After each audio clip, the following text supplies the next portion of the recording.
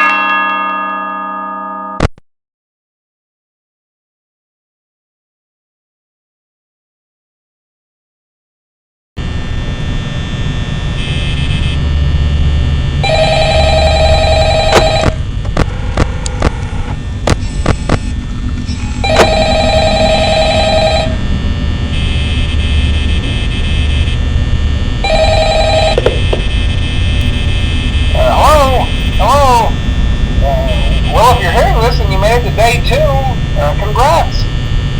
I won't talk quite as long this time since Freddy and his friends tend to become more active as the week progresses. It might be a good idea to peek at those cameras while I talk, just to make sure everyone's in their proper place, you know. Interestingly enough, Freddy himself doesn't come off stage very often. I've heard he becomes a lot more active in the dark, though. So, hey, I guess that's one more reason not to run out of power, right? I also want to emphasize the importance of using your door lights. There are blind spots in your camera view, and those blind spots happen to be right outside your doors. So if you can't find something or someone on your cameras, be sure to check the door light. You might only have a few seconds to react. Not that you would be in any danger, of course. I'm not implying that. Also, check on the curtain in Pirate Cove from time to time. The character in there seems unique in that he becomes more active if the cameras remain off for long periods of time. I guess he doesn't like being watched. I don't know. Anyway, I'm sure you have everything under control. Talk to you soon.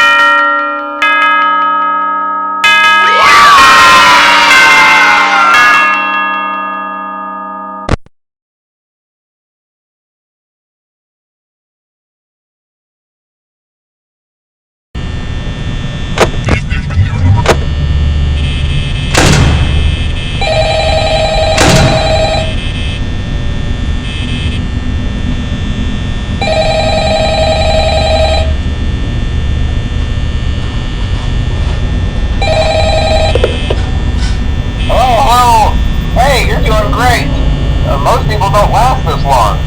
I mean, you know, they usually move on to other things by now. I'm not implying that they died. That's not what I meant. Anyway, I better not take up too much of your time. Things start getting real tonight. Hey, listen, I had an idea. If you happen to get caught and want to avoid getting stuffed into a Freddy suit, try playing dead. You know, go limp. Then there's a chance that maybe they'll think that you're an empty costume instead. Then again, if they think you're an empty costume, they might try to stuff a metal skeleton into you. I wonder how that would work. Yeah, never mind. Scratch that. It's best just not to get caught. Okay, I'll leave you to it. See you on the flip side.